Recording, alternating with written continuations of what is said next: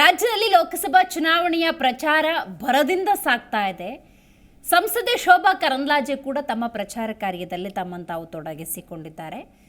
ಅಶ್ವಿನಿ ಪುನೀತ್ ರಾಜ್ಕುಮಾರನ್ನ ಭೇಟಿಯಾಗಿದ್ದಾರೆ ಶೋಭಾ ಕರಂದ್ಲಾಜೆಗೆ ಅಶ್ವಥ್ ನಾರಾಯಣ ಸಾಥ್ ಕೊಟ್ಟಿದ್ದಾರೆ.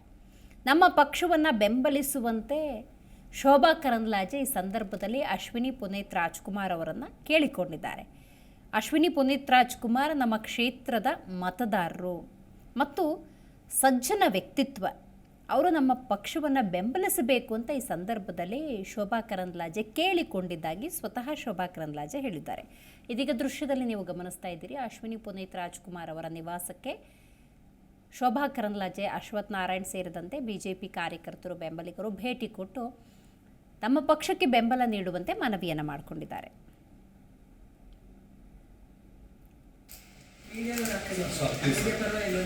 ಅವರು ಶಿವೈಕ್ಯರಾಗೋದಕ್ಕೆ ಸ್ವಲ್ಪ ದಿನ ಮೊದಲು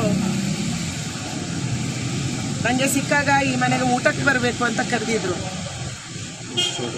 ಆದರೆ ನಾನು ಬರೋಕ್ಕಾಗಿರಲಿಲ್ಲ. ಮುಂದೆ ಅವರನ್ನು ಕಳ್ಕೊಂಡ್ವಿ, ಬೇಜಾರಾಗಿತ್ತು.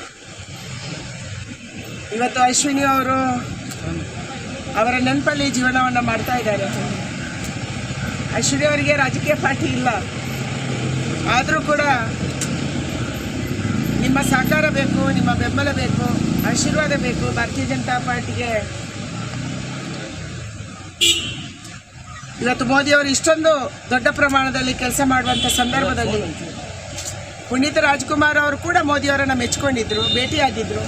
ಅವರಿಬ್ಬರು ದಂಪತಿಗಳು ಭೇಟಿಯಾಗಿದ್ದರು. ಅದಕ್ಕಾಗಿ ಅವರ ಸಹಕಾರವನ್ನು ಕೂಡ ಅವರು ನಮ್ಮದೇ ಕ್ಷೇತ್ರದಲ್ಲಿದ್ದಾರೆ. ಡಾಕ್ಟರ್ ಅಶ್ವಥ್ ನಾರಾಯಣ ಅವರ ಒಂದು ರೀತಿಯಲ್ಲಿ ನೇಬರ್ ಅಂತ ಹೇಳ್ಬೋದು. ಮಲ್ಲೇಶ್ವರಮಲ್ಲಿ ಇದೇ ಭಾಗದಲ್ಲಿ ಅವರು ಇದ್ದಾರೆ. ಅದಕ್ಕಾಗಿ ನಮ್ಮ ಕ್ಷೇತ್ರದಲ್ಲಿರುವಂಥ ವೋಟರೂ ಹೌದು. ಆ ಕಾರಣಕ್ಕಾಗಿ ಅವರನ್ನು ಭೇಟಿ ಮಾಡಿ ಅವರ ಸಹಕಾರವನ್ನು ಕೂಡ ನಾವು ಕೇಳಿದ್ದೀವಿ. ಇಲ್ಲ, ಆ ಥರ ಇಲ್ಲ, ಬೆಂಬಲ ಮಾತ್ರ ಕೊಡ್ತಾರೆ ಅವರು. ಪ್ರಚಾರದ ಬಗ್ಗೆ ನಾವು ಮಾತಾಡಿಲ್ಲ, ಕೇಳೋದು ಸರಿಯಲ್ಲ.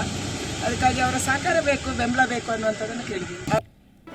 ಜಿ ಕನ್ನಡ ನ್ಯೂಸ್ ಈಗ ನಿಮ್ಮ ಮನೆಯಲ್ಲೇ ನೋಡಿ. ಎಲ್ಲ ಕೇಬಲ್ಗಳಲ್ಲಿ ಈಗ ಲಭ್ಯ. Sun Direct 292, Jio TV 1334, U digital 162, city cable 51, GTPL 17, Abhishek cables 821, rock line telecommunication 51, Shri Basaveshwara number 60, Vinayaka digital number 53, in digital number 896ರಲ್ಲಿ. ನಿಮ್ಮಿಷ್ಟದ ಜಿ ಕನ್ನಡ ನ್ಯೂಸ್ ನೋಡಿ ಆನಂದಿಸಿ.